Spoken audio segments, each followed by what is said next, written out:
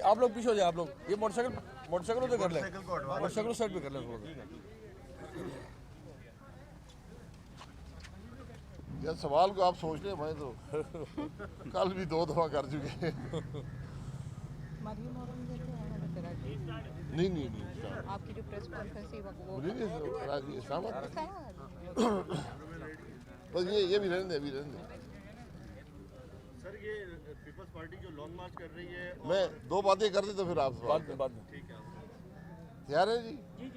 जी बिस्मिल्लाहिर्रहमानिर्रहीम।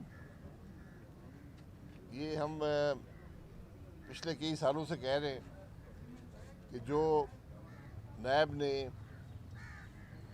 इस मुल्क में इदारों की तबाही बचाई है और जिस तरह लोगों की जानों से खेला है, उनकी ज़िंदगियाँ तबाह की हैं, उनकी हद तक की है, उनके कारोबार को तबाह किया है, मईशत को तबाह किया है, इसकी कोई मिसाल शायद दुनिया की तारीख में ना हो। ब्रिगेडियर असद मुनीर साहब जो एक फ़ौजी अफसर भी थे और ख़ुद नैब में भी रहे थे, उन्होंने मार्च 2019 में खुदकुशी कर ली थी जब उनको नैब के एक केस में मुलव्वस किया गया और उन्होंने कहा कि मैं इस हद तक से, इस बेइज्जती से, इस नैब के टॉर्चर से मैं अपनी जान ख़त्म करना बेहतर समझता हूँ। ये मार्च 2019 की बात है। कल इस्लामाबाद के नैब कोर्ट में उनके ख़िलाफ़ जो मुकदमा था वो ख़ारिज कर दिया गया कि इस मुकदमे की कोई हकीकत नहीं है, ये जैली मुकदमा बनाया गया और ये सिर्फ़ जो अफराद उस मुकदमे के अंदर मुलव्वस थे उनको दबाने के लिए, उनकी हद तक इज़्ज़त करने के लिए मुकदमा बनाया गया। तो मैं नैब चेयरमैन से सवाल करूंगा कि ये वही मुकदमे हैं जिनकी अप्रूवल आपने दी थी, तो आपको कोई शर्म है? आप कोई 2 लफ्ज़ हमदर्दी के ब्रिगेडियर असद मुनीर के ख़ानदान से कर सकते हैं कि मैंने केस गलत बनाया? और मैं नैब चेयरमैन को बताना चाहता हूँ कि आपको एक दिन ये खड़े होकर इन बातों का जवाब देना पड़ेगा। जो आप इस मुल्क में जो आपने किया है 4 साल में, जो इस मुल्क के अंदर तबाही मचाई है, जो इस मुल्क के अंदर करप्शन की है, जो इस मुल्क में जैली मुकदमे बनाए हैं, जो झूठे मुकदमे बनाए हैं, इनके जवाब आपको देने पड़ेंगे। ब्रिगेडियर असद मुनीर के ख़ानदान को आपको जवाब देना पड़ेगा।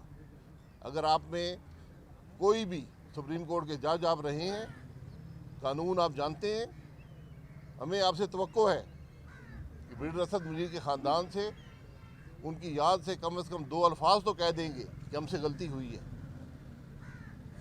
लेकिन मुझे उम्मीद नहीं है कि ऐसी कोई अल्फाज आएंगे, क्योंकि जो ये अल्फाज अदा करेगा उसको बहुत से लोगों को जवाब देना पड़ेगा। क्योंकि यहाँ जितने मुकदमे हैं सब जाली मुकदमे बने हुए हैं। ये सिर्फ सियासत खेलने के लिए है, ये सिर्फ किसी की आवाज़ को दबाने के लिए है, ये सिर्फ सियासी वफादारियाँ बदलने के केस हैं। इनकी कोई हकीकत नहीं है। लेकिन आज आप इक़्तिदार के ज़ोम में हैं, कल आपको अवाम को जवाब देना पड़ेगा इन बातों का। ये बात मत भूलें। बहुत से आमिर इस मुल्क में आए, बहुत सी बड़ी बड़ी बातें करने वाले आए, इक़्तिदार के ज़ोम में रहे, लेकिन आखिर अवाम और हक़ और सच की आवाज़ के सामने उनको जवाब देना पड़ा।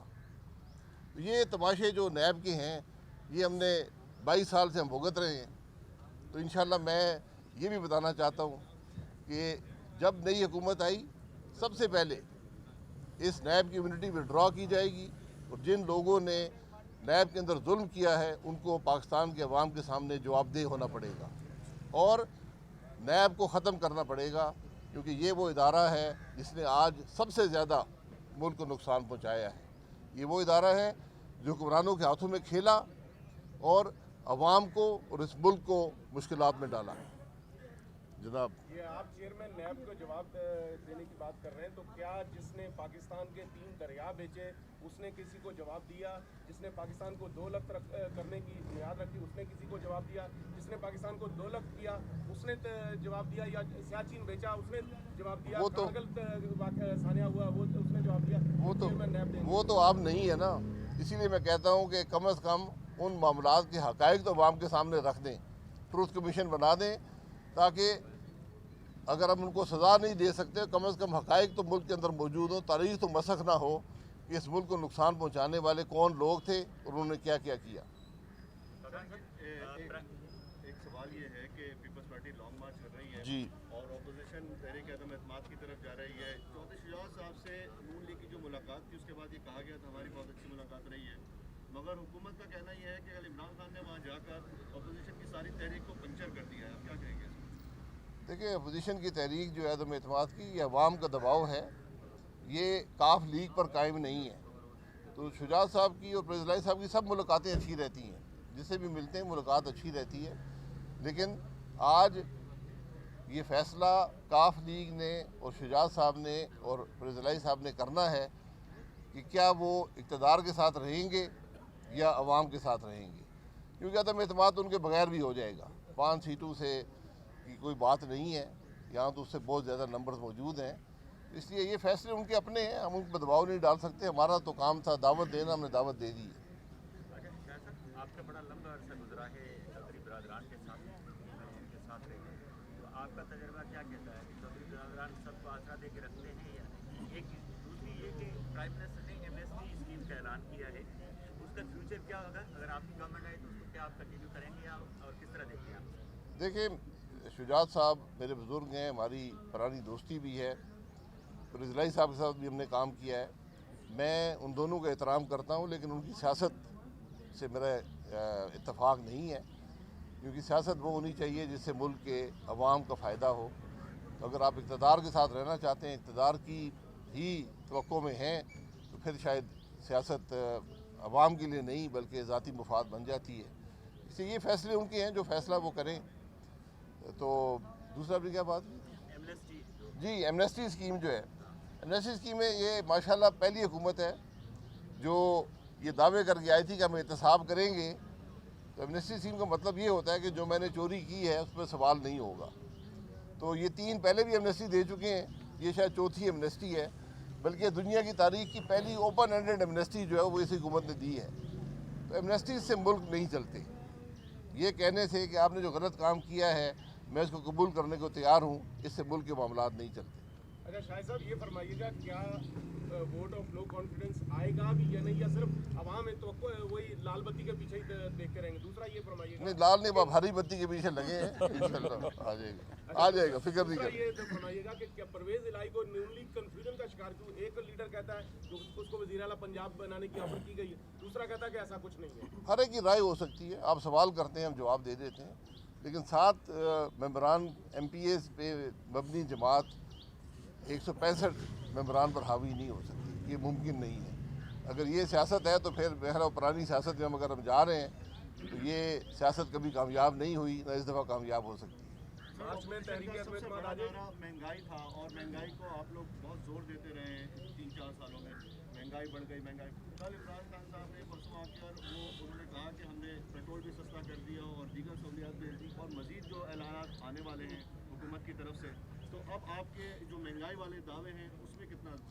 जी, मैं सिर्फ ये चाहूँगा कि इमरान खान साहब के वज़ीर ख़जाना आकर अवाम को बता दें कि जो इक़दामात का ऐलान उनके वज़ीर-ए-आज़म ने किया है उससे मुल्क के अंदर महंगाई ख़त्म होगी। तो मैं बात सुनने को तैयार हूँ, कि जो कुछ उन्होंने कहा है इससे ये एक पैनिक का नतीजा है, इससे मुल्क के अंदर महंगाई भी बढ़ेगी, मुल्क की मईशत भी कमज़ोर होगी, कर्ज़े भी आपको मज़ीद लेने पड़ेंगे।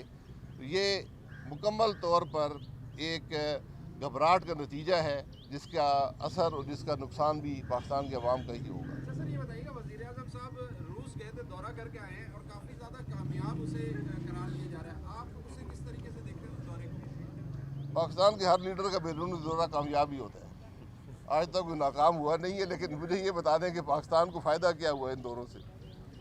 तहरीक अदम एतमाद मार्च में आ जाएगी? जी, रवां महीने में तहरीक अदम साल भी लिख दिया अभी जी बार 2022 में इंशाल्लाह। अच्छा शायद हम लास्ट जी आपने कहा था कि ये जो पैकेज दिया है प्राइम मिनिस्टर ने हुकूमत ने, ये आने वाली हुकूमत के लिए एक मुश्किल सूरत पैदा करने की कोशिश है। आपको क्यों परेशानी है, आप आ रहे हैं?